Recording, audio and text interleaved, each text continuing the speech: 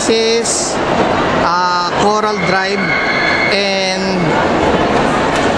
Corner Jokno. We're standing at the third floor of the Mall of Asia Arena Car Park, opposite the arena itself, where the Pope is now having his meeting with families. This is the South Car Park, where more than 12,000 people is seated in front of the SMX Convention Center. And that is the Mall of Asia itself.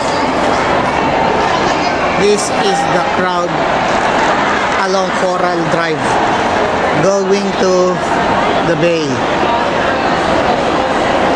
Yeah.